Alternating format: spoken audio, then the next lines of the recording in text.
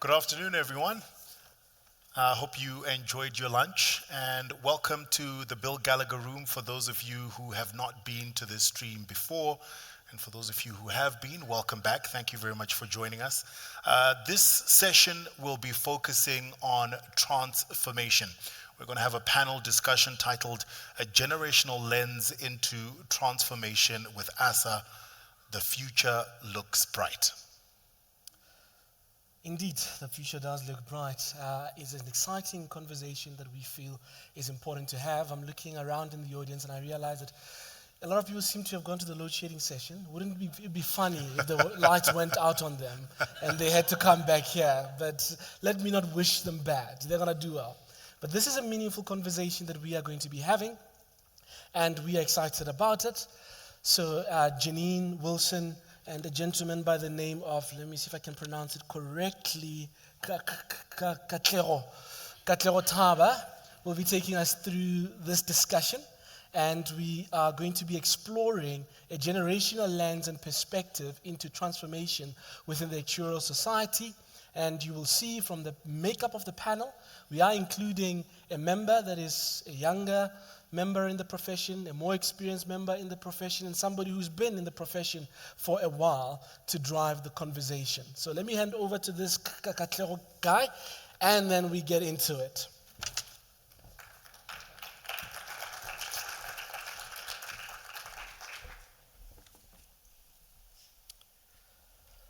Thank you, KATLEGO as well. It so happens.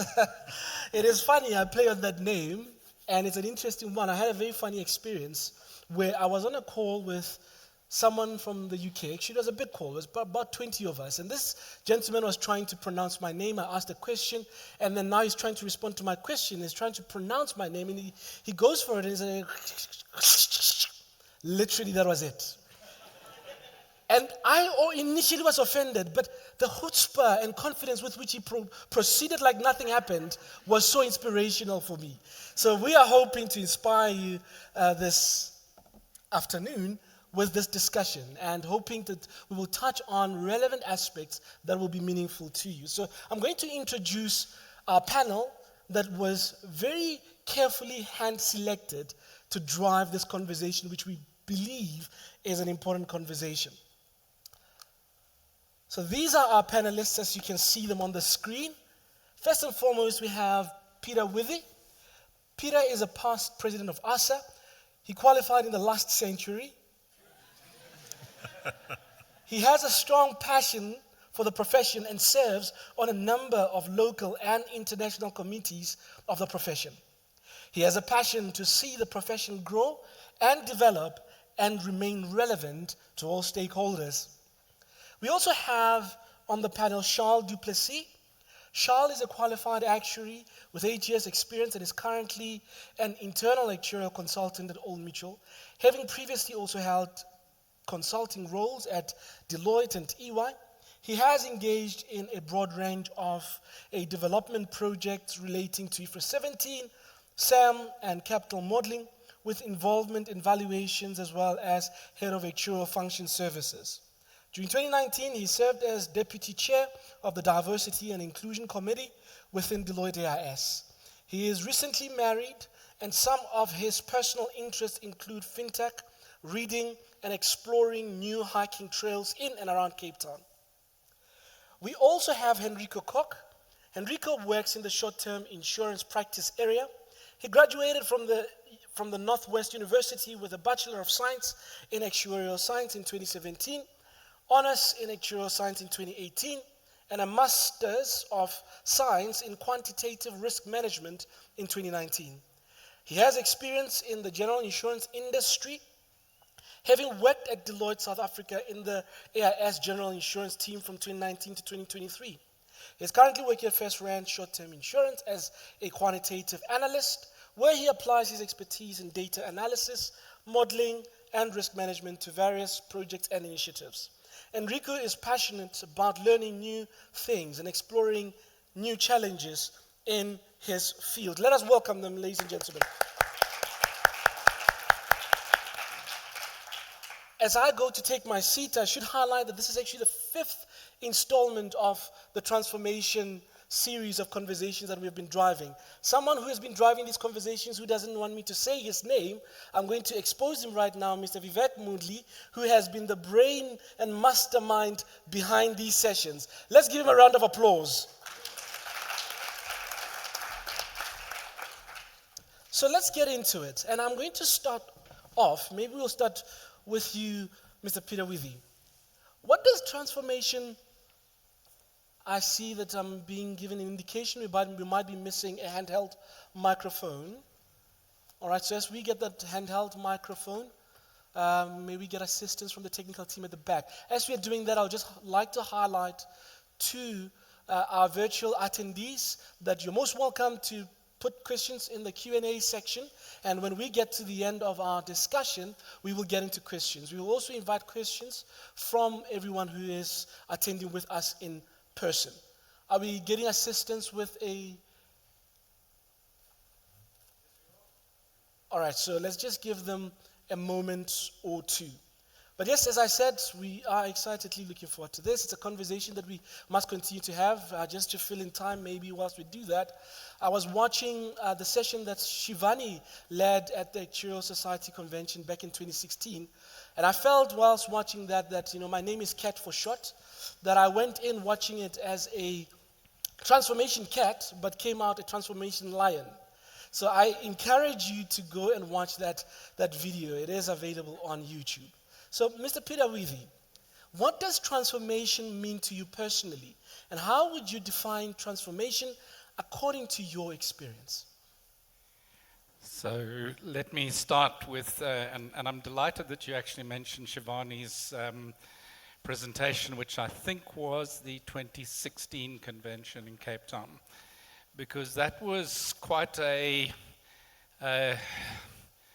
significant moment in my own transformation journey, where I started to actually engage with the topic of transformation, and most importantly, to engage with the topic of unconscious bias, and started to realize my own biases and how important it was for us as a profession that we needed to move with the times. And at that point in time, we weren't as diverse as we are today, and that is only 7 years back. We are way more diverse today than we were back at that stage even. When I first went to my first convention, it was probably about 200 people in the ballroom at Mount Nelson Hotel, so you know the size of that room. And I think it was probably all white male, with maybe one or two females scattered around. And we look today at a profession that has developed from that space. And I think that, I'd like to think that my own presidency plays a role in that, but it was part of my personal journey, was shared through my presidency, because I was growing and learning in the need to be more self-aware. And I think that that's been the critical element in transformation for me, is to be more self-aware of where my biases are, and how you need to recognize that, otherwise you are going to go with preconceived notions about people. So I'm not going to rabbit on too long, but I'll just leave it there for now. Thank you. That's profound. Thank you for that. And I'll put that question, actually, let me put it to each of our panelists. And Enrico, what has it been to you personally? What has transformation been, and what can you say around as far as your experience is concerned? So I'll start with Enrico, and then we can come to you. Thanks, KATLEGO, and thanks for the opportunity as well. So if I were to define transformation, for me it is the enabling an individual to deliver their best given the circumstances and background that they come from. And I want to dig a bit deeper into this by making use of an analogy. And the analogy I want to use is that of the gambling game poker. Now, in poker, luck is always an element. However, luck doesn't dictate the long-term results of the game. You get dealt what's considered terrible cards, and you can still beat what is considered a great hand.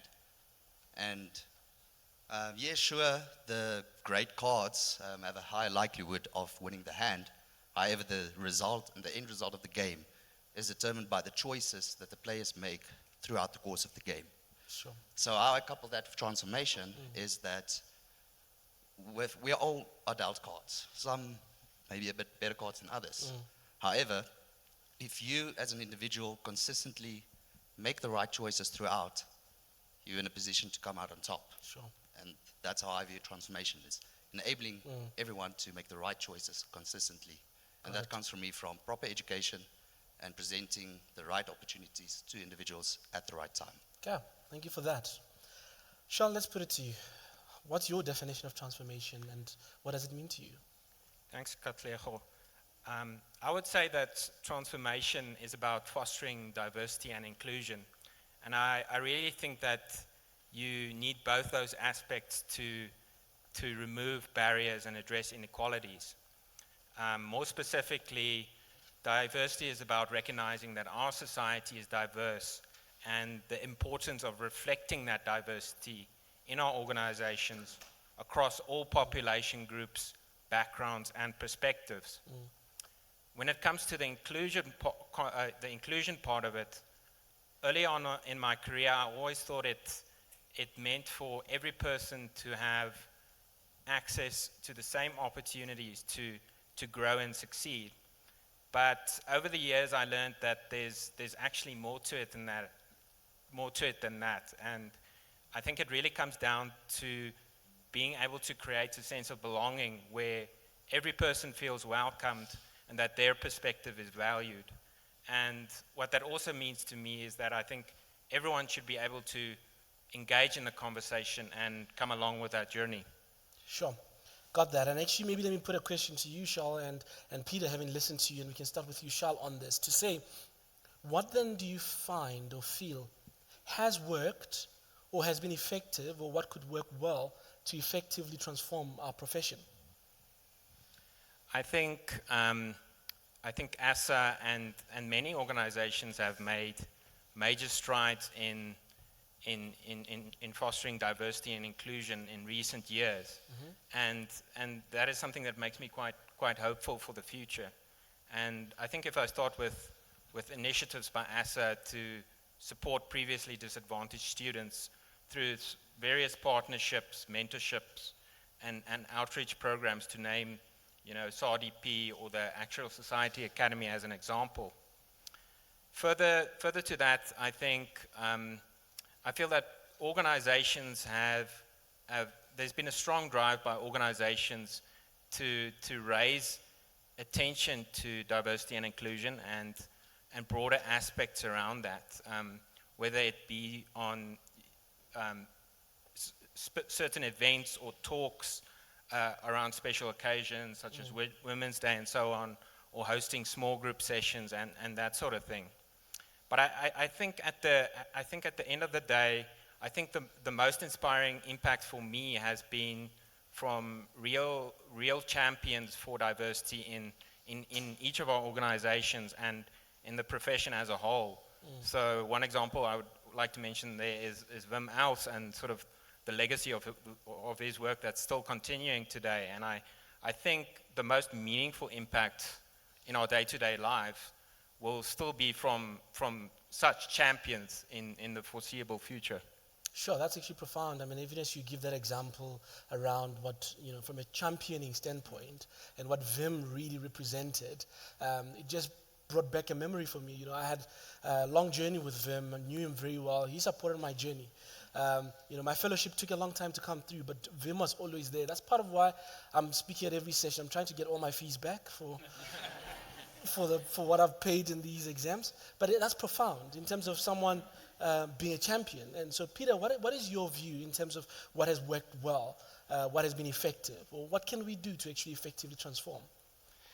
So I think for me, one of the striking elements of, as I sort of went on my own journey into this space, was to recognize that you need to be deliberate. So you have to intentionally make and take actions that promote diversity. And some of those are simple and can be done by those that have power in the room. and that is to recognize the contribution of someone. So when you have power in the room, to recognize the contribution of someone who, within the social construct, would be seen to be not having power, to actually give them voice. So there's an intentional element to say, how can I, as a person, and I'm going to be quite deliberate and honest here, how do I, as a white, older male with grey hair, who is seen in society as the norm, how do I promote the person who's not seen in the norm? How do I give them a voice? And to take deliberate actions, to actually call them out, to say, so what do you think? You're in a meeting, to actually call out the younger, perhaps female, perhaps of color person, to call them out and say, what do you think? Yeah. Give us your view. Give them a piece of your platform as the person with power in the room. And then I think the second element that I'd like to highlight is small actions. And I was just this morning in the session with Jeanette. The power to young women to see a powerful woman on the stage, and deliberate actions that Assa has taken over the years to put people. There was a time where you kind of had to be old, white, and grey male to be able to be given the microphone to chair a session. Today we have, as our two chairs of the session, two younger black men. That is a deliberate action that people in the audience can see someone who looks like them up the front. Those are the kind of things that make a difference. Small things, but they make a difference. Sure. Thank you for that. That's quite profound. Enrico, as a person who's still, in your early stages in the profession, and you are experiencing different settings, work settings in particular, if there's one single thing and one thing only that you feel corporations could do or should refrain from doing to effectively promote transformation, what would that one thing be for you and why? Yeah, so KATLEGO for me, that couples in my definition a bit. I think what corporations should do and also should refrain from doing is present opportunities to an individual at the right time. If you put people in positions for only the sake of transformation for which they might not be ready yet, then it's basically forcing them to go all in a hand where they only have low cards and there's high cards on the table. Whilst if you empower that person and give them the right tools, educate them, and present the opportunities to them at the right time, then for me transformation is successful, because then the value from that can come through. And you're not setting somebody up for failure. Got it. Thank you for that. Charles, let's come to you. And what I'll ask you is, what have been the implications of the transformation drive to you personally and to those around you in your day-to-day work, in your career, etc.? I mean, we know that's the drive for the profession, the wider nation. What has it been from an impact standpoint to you? I think in terms of my day-to-day life and working career, in my career thus far, I've been quite fortunate to have worked with a diverse group of people, and also to have learned from managers from different backgrounds. I think with the drive towards transformation and more specifically diversity and inclusion, I feel that in general there's a lot more openness to these sort of conversations, and that and also finding that regardless of differences in background or culture, we can actually relate in many aspects. So that's something that definitely stands out to me. And I think that being said, at the end of the day, I think transformation is still a journey, and I think for everyone out there, I think we should continue to challenge ourselves to encourage diverse thinking and also understanding of others' points of view, because I think with that sort of collaborative spirit and building on the profession's initiatives and the small things that Peter mentions, I'm definitely quite hopeful for the future. Sure. Thank you for that. And I think now let's come to you, Peter. I think this is an important question. Listening to what you've said, you painted a nice picture looking at the history of the profession. Where was Assa many years back? How did it look like when this setting, the convention, was sitting? We're celebrating 50 years now. And so what would you say, Peter, to the question that is there still more that needs to be done around transformation, around getting us to achieve those objectives that we can say we have as far as transformation is concerned? Or is there a feeling that we are there yet? We're definitely not there yet. But I think we're on the journey. And as I said, when I did my first convention back in the late 1980s, as I did say, I qualified in the last century. In the late 1980s, I think, as I said, it was a small room with a very undiverse audience at the place. The nature of debate was only those who had significant experience would put their hands up for debate. And I think that what we've seen is there is the freedom to speak, but we're definitely not there. If we look at the numbers, and just at the numbers alone, I think that there's a lot that we still need to continue to do to get there. And I don't think it will ever be a completed journey. I think that there are always going to be unconscious biases. There are always going to be elements of where we need to be deliberate in making options. I think for the profession as a whole, when we come to numbers, I think that one of the biggest challenges is the basic education system in our country is not producing enough people in the lower quintile schools where the majority of our population sits to be able to sort of even enter the profession. And then aside from that are all of the the psychosocial elements of going through university. I think there are a couple of generations to go before we'll even be close to being there yet. So there's still a lot to do. And I think the most important thing is that we still need to have open minds. We need to question our own biases. We need to be deliberate. We need to be opening the doors. Those of us who do have agency should be opening the doors for those that don't have agency. So there's still a way to go. Thank you for that, Peter. Listening to the discussion we've had, it is clear that, the transformation journey, both within our profession and widely, in our nation, South Africa, has been nothing short of a krinkum krenkam, something with many twists and turns. And we thought we should add a twist to this conversation as well.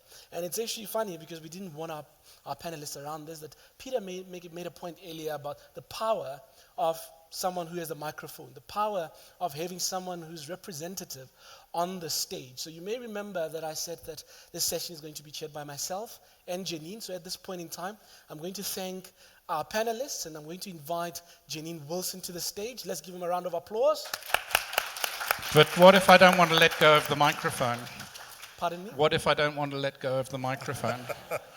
Someone will have to help me out. So this is the time to speak up, okay?